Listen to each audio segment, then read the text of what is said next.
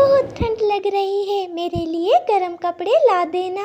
हाँ बेटा, मुझे पता है इस वक्त सर्दी बहुत ज़्यादा है, मगर मैं क्या करूँ, हमारे पास तो इतने पैसे ही नहीं। सोनी मायूसी से जवाब देती है, तुम सब फिक्र मत करो, मैं जाकर कुछ न कुछ बंदोबस्त करता हूँ।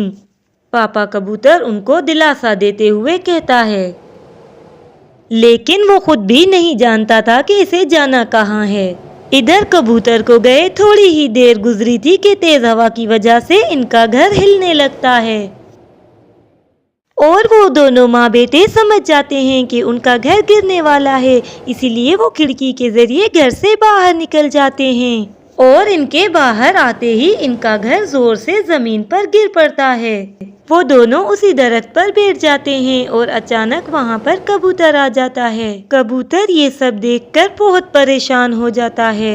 अरे सोनी, बंटी, तुम दोनों ठीक तो हो? ये हमारा घर कैसे गिर गया? अजी, पहले तो पहनने के लिए गर्म कपड़े भी नहीं थे, अब तो हमारा घर भी हमारे हाथ से चला गया। अब हम इतनी ठंड में क्या करेंगे? सब्र करो सोनी, ऊपर वाला सब बेहतर करेगा। हम लोग ऐसा करते हैं कि कालू कौवे के पास चलते हैं, इसका बहुत बड़ा घर है और अपनी कपड़े की दुकान है, चलकर इससे मदद मांग लेते हैं। फिर कबूतर कालू के पास आता है। कालू भैया, मैं मुसीबत का मारा हूँ, मेरा घर तेज तूफान में गिर चुका है और इतनी सर्दी में मैं जल्दी से अपना दूसरा घर भी नहीं बना सकता, इसीलिए आप कुछ दिन मुझे अपने घर में रहने की इजाज़त दे दें। मगर कालू के जवाब देने से पहले ही कल्लो बोल पड़ती है, अरे नहीं कबूतर भैया, आज तो मेरे मेके वाले आ रहे हैं, इसीलिए हमारे घर में तो बिल्कुल भी जगह नहीं है। हाँ कबूतर, कल्लो बिल्कुल ठीक कह रही है, और कल्लो मेरे मामा जी भी तो आए हुए हैं दूसरे जंगल से। और इस तरह वो दोनों बहाना बनाकर कबूतर की मदद करने से साफ इनकार कर देते हैं और वो बेचारे वहाँ से मायूस होकर एक दरख्त पर बैठ जाते हैं। मम्मा, ठंड बहुत ज्यादा है और अब ये सर्दी मुझसे बर्दाश्त नहीं हो रही। कबूतर जी, हमारे जंगल में रानी चिड़िया सबसे रहम दिल है और वो हमेशा दूसरों की मदद करती है, हमें इसके पास जाना चाहिए। अरे हाँ, मेरे जहन में रानी चिड़िया का ख्याल पहले क्यों नहीं आया? मैंने भी इसके बारे में बहुत सुना है कि वो गरीबों की मदद करती है और गरीब पक्षियों को मुफ्त में कंबल और गर्म कपड़े भी देती है। और इसके बाद वो तीनों रानी चिड़िया के बड़े से घर में पहुंच जाते हैं। इन सबको देखकर रानी चिड़िया इनसे पूछती है, कबूतर भैया, आप सबका यहाँ कैसे आना हुआ? देखिए रानी बहन, ये मेरा बेटा है बंटी, मेरे पास इतने पैसे भी नहीं कि मैं इसके लिए गर्म कपड़े खरीद सकूं, और तो और तेज हवाओं की वजह से मेरा घर भी टूट गया है। आप सिर्फ कुछ दिन हमें पनाह दें ताकि मैं अपने लिए नया घर बना सकूं। कबूतर भैया, आप परेशान मत हो, आप जब तक चाहें मेरे इस बड़े से घर में रह सकते हैं। और इसके बाद रानी बंटी को गर्म कपड़े देती है और बंटी वो गर्म कपड़े पहन लेता है। अब ठीक है कबूतर भैया, ये बंटी गर्म कपड़ों में कितना खूबसूरत लग रहा है। रानी बहन, आपका बहुत बहुत शुक्रिया। और जब रात को बहुत तेज सर्दी पड़ रही थी तो कालू कहता है, लो, आज सर्दी कुछ ज्यादा ही नहीं पड़ रही। हाँ कालू जी, आप ऐसा करें, थोड़ी सी आग जला लें तो कुछ आराम मिल जाए। फिर वो दोनों अपने कमरे में आग जलाकर सुकून से सो जाते हैं।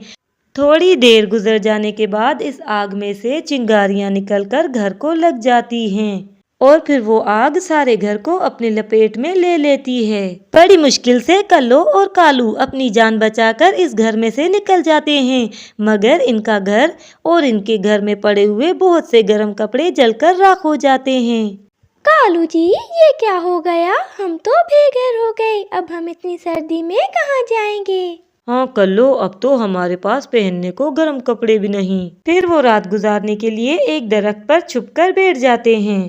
कालू जी, बड़ी ठंड है यहाँ। कल्लो, मुझे लग रहा है हमें इस कबूतर की आह लगी है, सब कुछ होते हुए भी हमने इसकी मदद नहीं की। कबूतर भैया, मैं हर साल गरीब पक्षियों में गर्म कपड़े बांटती हूँ और आज मैं जा रही हूँ, क्या आप मेरी मदद के लिए चलेंगे? हाँ हाँ रानी बहन, क्यों नहीं, ये तो बहुत अच्छी बात है, मैं ज़रूर आपकी मदद के लिए चलूँगा। फिर वो बहुत से गर्म कपड़े लेकर गरीब पक्षियों के पास पहुंच जाते हैं, मगर उधर कालू और कल्लू को देखकर हैरान रह जाते हैं। अरे कालू भैया, आप तो जंगल के अमीर पक्षी हैं, फिर आप यहाँ गरीबों में क्या कर रहे हैं? क्या बताऊं रानी बहन, मेरे पास ऊपर वाले का सब कुछ होते हुए भी मैंने कभी किसी गरीब पक्षी की मदद नहीं की। शायद ये इसी की सजा है।